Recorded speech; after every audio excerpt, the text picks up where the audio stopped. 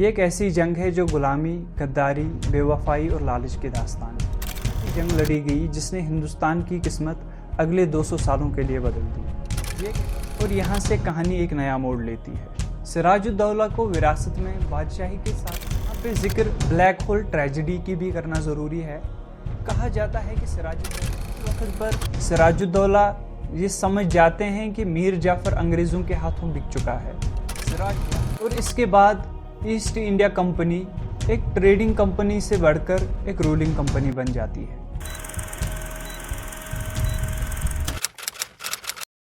अस्सलामु अलैकुम वरहमतुल्लाह। Welcome to another video of the Sun channel. आज हम बात करेंगे बैटल ऑफ प्लासी के बारे में। प्लासी, जिसे प्लासी के नाम से भी जाना जाता है, बंगाल में एक ऐसी जगह है जहां पे 23 जून 1757 में एक ऐसी जंग लड़ी गई जिसने हिंदुस्तान की किस्मत अगले 200 सालों के लिए बदल दी। ये एक ऐसी जंग है जो गुलामी, गद्दारी, बेवफाई और लालच की दास्तान है। कहानी है बंगाल की, जिसमें आज के वेस्ट बंगाल, बांग्लादेश, उड़ीसा और बिहार आते हैं। बंगाल जो कि रिचेस्ट प्रोविंस थी उस दौर के इंडिया की, इसलिए इसकी इंपॉर्टेंस भी बहुत ज़्यादा थी। अंग्रेज़ों ने अपने पैर जमाने स्टार्ट किए थे इंडिया में, लेकिन अभी तक पूरे कामयाब नहीं हो पाए थे। बंगाल जहाँ से मैक्सिमम चीज़ें इंडिया से एक्सपोर्ट होती थी, जिसमें सिल्क, सॉल्ट, पेपर, इंडिगो और कॉटन टेक्सटाइल्स शामिल थे। 17वीं सेंचुरी में अंग्रेज़ बालासोर, पटना, कासिम बाजार, हुगली जैसी जगहों पे अपनी फैक्ट्रीज कायम कर चुके थे। 17वीं सेंचुरी में मुर्शिद कुली खान बंगाल के दीवान बनते हैं। 1727 में मुर्शिद कुली खान मर जाते हैं और उनके सन इन लॉ शुजाउद्दीन बन जाते हैं रूलर बंगाल के। 1739 में शुजाउद्दीन मुर्शिद कुली खान के बेटे रूलर बनते हैं, लेकिन 1739 में अली वर्दी खान, जो कि बिहार के डिप्टी गवर्नर होते हैं, सरफराज खान को मारकर खुद वहाँ के रूलर बनते हैं। और अली वर्दी खान के इस दौर में बहुत ही प्रोग्रेस होती है बंगाल में। 1756 में अली वर्दी खान मर जाते हैं और उनके नवाज से सिराजुद्दौला बन जाते हैं नए नवाब बंगाल के। सिराजुद्दौला सिर्फ 20 साल के होते हैं और यहाँ से कहानी एक नया मोड़ लेती है। सिराजुद्दौला को विरासत में बादशाही के साथ साथ ढेर सारी दुश्मनी भी मिलती है। सिराजुद्दौला के कज़न्स उसके दुश्मन बन चुके होते हैं। उसकी सल्तनत में एक ऐसा डोमिनेट ग्रुप होता है जो कि उसके खिलाफ साजिशें करता है, जिनमें जगत सेठ, ओमीचंद, राय बल्लभ वगैरह शामिल हैं। इसके बगैर सिराजुद्दौला के लिए एक बहुत बड़ा खतरा बढ़ती हुई अंग्रेज़ों की ताकत बन जाती है।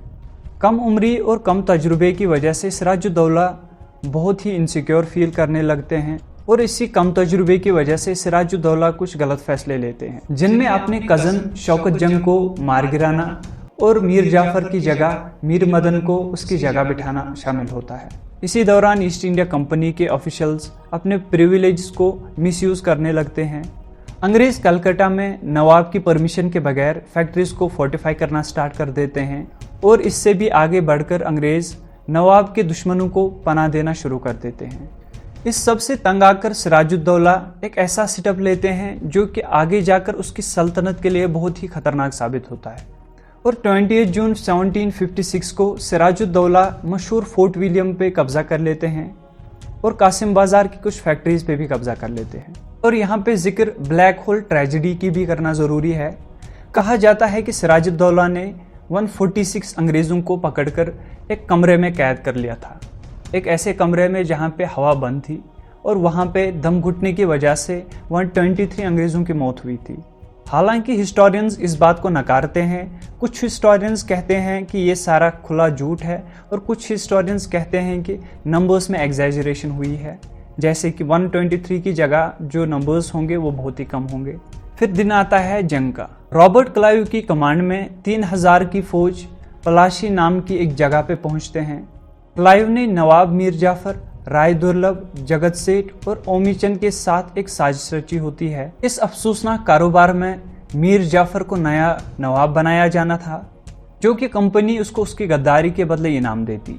ईस्ट इंडिया कंपनी ने सिराजुद्दौला के दुश्मनों से मिलकर अपनी कंपनी की ताकत बहुत ही बढ़ा रखी थी और इसीलिए अंग्रेज़ों की जीत प्लासी में जंग लड़ने से पहले ही तय हो गई थी। 23 जून 1757 में रॉबर्ट क्लाइव 3000 की फौज लेकर सिराजुद्दौला की 50,000 की फौज का सामना करने आती है। रॉबर्ट क्लाइव एक ऐसी स्ट्रैटेजिक जगह पे अपनी फौज को लेके जाते हैं जहाँ पे मैंग्रोव्स के ट्रीज भी होते हैं। जंग शुरू होती है और सिराजुद्दौला के कमांडर मीर मदन अपनी फौज लेकर अटैक करते हैं अंग्रेजों पे, और इस अटैक में अंग्रेज पीछे हट जाते हैं दरख्तों के पीछे छुपने के लिए। मीर मदन को लगता है कि हम जीत रहे हैं, वो आगे बढ़ने लगता है और वो अंग्रेजों के द्वारा मारा जाता है। सिराजुद्दौला ऑर्डर देते हैं मीर जाफर को अपनी फौज आगे बढ़ाने के लिए, लेकिन वो ऐन वक्त पर नकार देते हैं और इसी वक्त पर सिराजुद्दौला ये समझ जाते हैं कि मीर जाफर अंग्रेजों के हाथों बिक चुका है। सिराजुद्दौला मीर जाफर को समझाने के लिए बहुत कोशिश करते हैं, लेकिन मीर जाफर गद्दारी और लालच में अंधा होने की वजह से मना कर देता है। इस गद्दारी और बेवफाई की वजह से क्लाइव की 3000 की फौज सिराजुद्दौला के 50,000 की फौज पे हावी पड़ जाती है और उसको हरा देती है। इसके बाद अंग्रेज मीर जाफर को एक पपेट रूलर बना देते हैं। सिराजुद्दौला को मीर जाफर के बेटे मीरान की हुकूमत में पकड़कर कत्ल कर दिया जाता है। बैटल ऑफ प्लासी के बाद अंग्रेजों ने प्रैक्टिकली बंगाल के ट्रेड को अपने कब्जे में कर लिया और इसके बाद ईस्ट इंडिया कंपनी एक ट्रेडिंग कंपनी से बढ़कर एक रूलिंग कंपनी बन जाती है। यहाँ पे ये दोस्तों कहानी ख़त्म होती है।